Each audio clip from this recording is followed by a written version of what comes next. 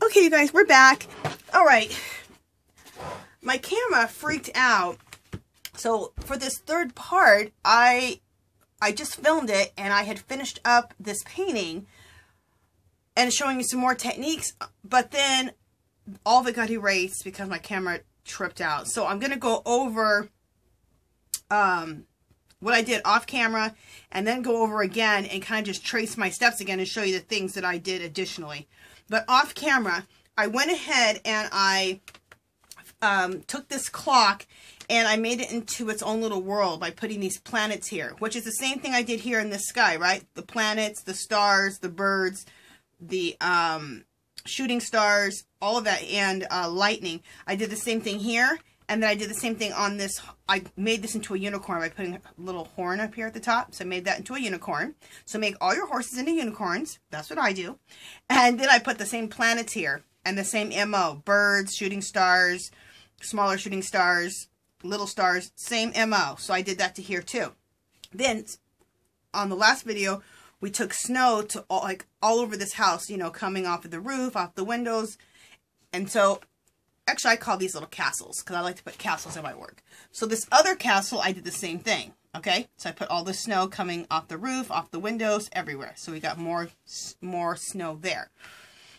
And then the snow dripped right down into the water and dripped down into these water features here. The other thing that I went ahead and did is I did the same thing to this watch, made this into another, its own little world again with the planets, same MO. And then I took, this is a bridge right here. Remember I told you this was two dresses put together, turned, instead of dresses like this, like showing dresses, I put the dresses together and glued those down to make a bridge. And I made those into their own little worlds too by just flicking the white paint to make little stars. And then I put little birds here, shooting stars everywhere. Okay. Then I went ahead and made the roses into little water features. Okay. And that was the part that I just had shown you guys. But then my camera freaked out. I think there was too many pictures on my camera, and it was having too much trouble with the with having enough room. I think I had too much stuff, so I went ahead and took a bunch of stuff off my camera. So I'm going to show you how I did these water features out of the roses. I want to show you how I added some white paint in here, and I'll kind of just trace my steps so I can show you that, okay? Because those are the things I didn't do on camera. Yeah, I didn't show you how to make these water features. I didn't show you how to finish off the water here and to make splashes going up. So we're going to go over that right now. Okay. Oh, another thing, I could do it on camera, is I like to, let me turn it around to my set way. All right, let me bring my camera in just a little bit. Okay, see the planets here? These planets? I like there to be like a little glow around the planets.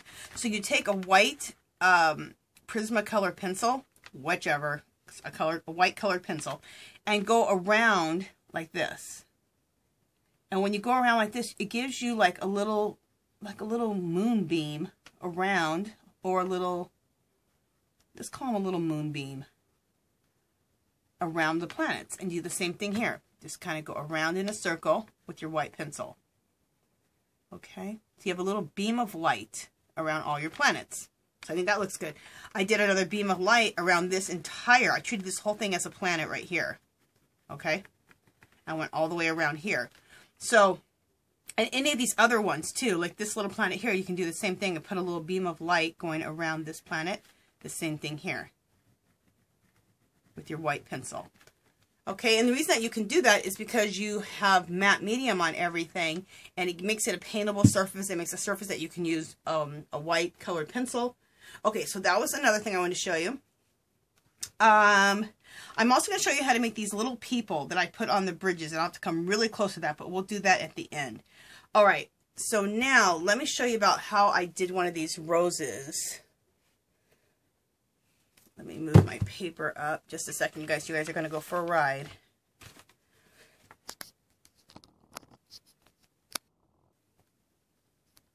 Okay, what I did, and I'll just kind of show you, I've already done it, because I had to do it off camera. I did it I did it, and then, you know, that work just like disappeared as my camera freaked out. So I took a little bit of white paint with my liner brush, and what you do is you just go to the rose and you just kind of follow any of the little petals, like whatever the shape of the petal is, you just keep following it like this. Okay? And you just follow the shape of the petal. And that looks like little bits of water everywhere, right? Then what you do, you don't use a whole lot of paint on the brush. Then you find opportunities for the lines to drip off the page like water. Like right here, this line right here was a perfect one. So I took it, I went like this, and I went like this, and then I dripped it right off, right into the water. Okay? Let me come out just a little bit so you guys can see that part. So like I said, this line right here, I took it here, and then just dripped it right off into the water. When you end up down here with water, you want to make sure that you end up, the line at the bottom is nice and thin. It's not going to be thick. It's not going to end up thick after it drips all the way down, right? Okay, here's another opportunity. Right here, I saw, because the line was going like this, I thought they meet in a V right there, so I just went ahead and dripped water right down, straight down, right there. This was another line right here, where I just kept going with the line and just brought it out a little bit, and then just brought it right down for the water. Now, you can make your own little opportunities, especially at the bottom of the rose. Let me come in a little closer. Okay. Like right here at the bottom of the rose, you can make your own little V like this. Make a V like that, and then just bring the water right down. Right here, you can do another one. You can make a V right here, like that. Make a V, and then bring the water right down. Okay? So that's how you can make roses into water features. You can go on eBay and get a book. Just look up a book of photographed roses. And hopefully I can do a video on that sometime. I got this book called Abandoned Places, and then I got this book that has nothing but roses in it. And there are two really good books, but it's a great book. It's a whole book of roses. I'm just trying to look and see if I have it behind me. In fact, I do have it behind me. Let me grab it.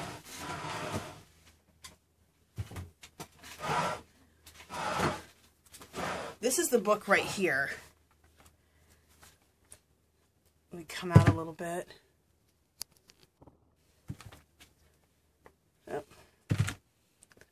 Come all the way out. There we go. So this is the book right here. And it's called The Ultimate Rose, American Rose Society at the bottom. So Ultimate Rose, and it says American Rose Society. You can look this up. You can buy these for like only like, I don't know, like $5, $6. They're really inexpensive, but look at this. Isn't this fabulous? And it's just a whole book of roses. I picked up like 3 of these because I knew I'd like to use this in my mixed media and also my junk journals. So anyway, wanted to show you that and where you can get those. Okay, now the next thing is I want to show you how I did the water down here. So let's come as close as we can get to the water. Okay, so I took a scruffy brush, and a scruffy brush means it's a stiffer brush. It's not real nice and soft. It has some scruffiness to it, or it has some stiffness to it, which makes it like a scruffier brush. So you want to try to find yourself a stiff brush. A stiff brush makes great clouds and makes great water and waves. So this is, and I only have 1 of them, and I really need to get more because if I lose this, or once it goes, I'm going to be a mess. Anyway, so more white paint. Okay, and what I want to do first is I want to just, I already did it, lay in more, because there wasn't enough white right here. So I just took my brush with just a little bit of paint, and I went over right here, like this. Like that. And that just put a little bit of water. So it just, the more white up here, I think looks better with a little bit of the color, but just so it looks like there's water there. So now I'm going to show you how to make waves. So how I make waves is I take this brush and I don't put a ton of paint on it. Okay, I already made a bunch of waves, but I have little spots where I can go over it. In fact, you know what? Because of the matte medium, I can wipe some waves away, and I'll show you how to do these. Let me just wipe. I like how that one looks. Let me find a wave that I didn't really like. I didn't really like this one that much. Okay. So there's some places for me to put some waves. Okay, oh, one other thing before I start. Right here where we painted the water in, okay, it was all acrylic paint now, right? I covered up the matte medium. So before I started putting anything else on here again, I covered with matte medium again. So that if I do anything with this water, or want to do anything else, I have a nice smooth surface to work on, and it's also wipeable. Like how I just wiped off those waves, right? Because there's matte medium on top of everything. Okay, so let me show you how to do these waves. You want to use your stiff brush. It's not super stiff, but it's just not a soft brush. And you just want to take it, and you don't want to have a lot of paint on there, just a little bit of paint. And all you want to do is take your brush and just flick it up and flick it up. Like that. And there's a wave. You can do another wave here. Flick it up and flick it up. There we go. And you really want to use the scruffiness of it. So as it goes up, you want to have way less paint as it goes up. If it looks kind of just like sparsy, that's exactly what you want. Like this could be a little more sparse here. Let's see if I can get it. There we go. And it'll look more like water. Okay, so that's how I did that part. Then I like to just put these little, I'll put a couple more in here. Make sure you guys are seeing me. Okay. See if you guys can see right there. Okay, I throw in like, because there's all this splashes coming, you know, there's water dripping in here, there's little water features. I like to put these little drips in the water. So I do it like this. Just take my liner brush, hit it 3 times, and just flick out like that. And that's how I've created all these little water splashes. Okay? I just think they look, I don't know, I just add them in there. I just think it looks cool. Okay, so there's some little water splashes. So it's a bunch of little techniques that just really make a big difference. So, now, the other thing I want to show you guys is how I did these little people on the bridges. So, in fact, we're going to, no, I want to put little people on this unicorn right here. So, let me see if that's going to, yeah. All right, so, just a second, you guys. I'm just looking at what I'm doing. I'm trying to see if I can get really close so I can show you. Where's the horse at? Let's see if you can see right here where my finger's at. Nope.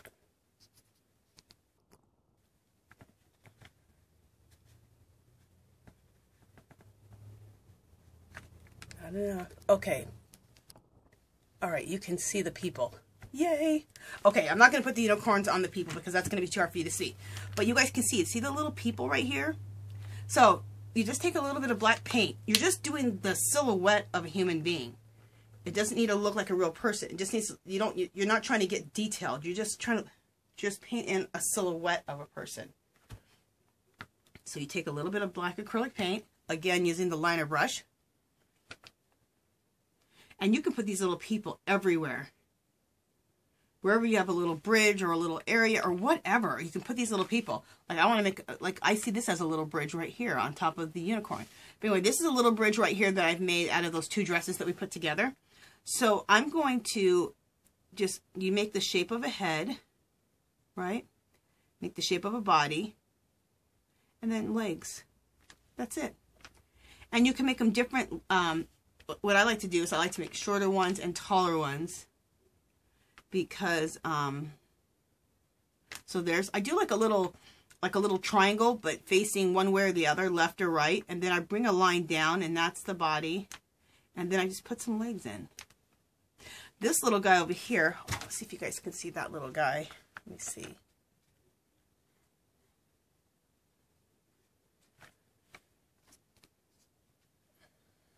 Let's see if you can see this one. Oh, this little guy's off the camera, so you can't see him. I have one where I've done it where I have,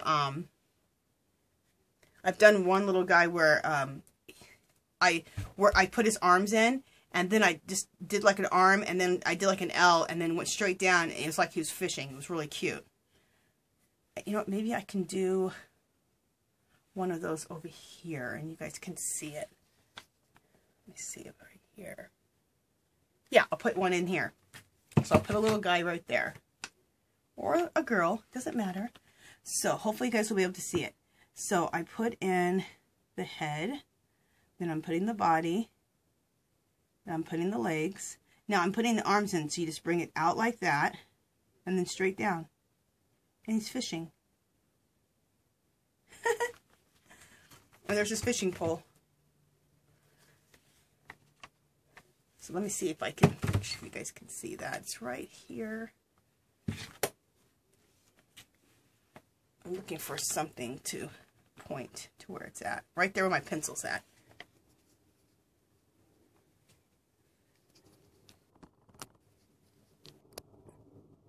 Okay, so you guys can see it. There's the little guy right there.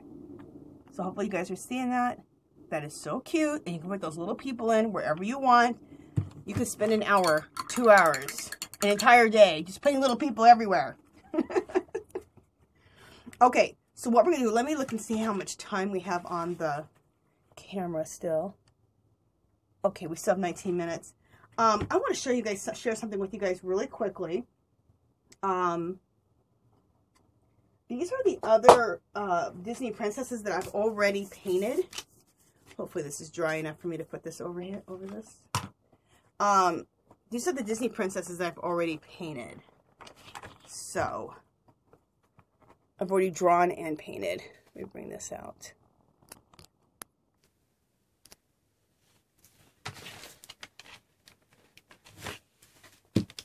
Here's Jasmine.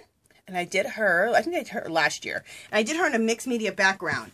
But what I want to do is I've also done her, so this is a mixed media background that I did her on. And then this is, before I did the mixed media background, I made a copy of this, or this might be my original one. I think this is my original. I'll make another copy of it and put her in one of these mixed media backgrounds. Okay, so there's Jasmine. And then I did, it's another lady in another background I did. That's something I'm working on. I did Pocahontas. And these are all my interpretations. So there's my interpretation of Pocahontas. So I'll cut her out also and put her in one of these mixed media backgrounds. And I'll have to kind of like continue, I'll have to paint in her hair because it's kind of on 2 pages here. And then I did Tinkerbell. Now, people will say that Tinkerbell is not a fairy. But in my opinion, she is a Disney fairy. I think she's the original Disney fairy. Anyway, you guys are like, Angela, you're crazy. I love Tinkerbell, and this is my interpretation of Tinkerbell. She's my favorite Disney princess. And I will cut her out and make a copy of her, cut her out, and put her into one of these worlds. So, wanted to share that with you. So you kind of see what's going to be going on. Plus, I'm going to draw and paint all the Disney princesses. And then after that, I'm going to do all of Tinkerbell's friends. So I got a lot of work to do. A lot of fun work. I love it. So what I'm going to do is I'm going to go ahead and pause this camera here real quick, you guys. And I'm going to cut out, who am I cutting out? Elsa from Frozen. So we can place her in here, okay? So I'll be back.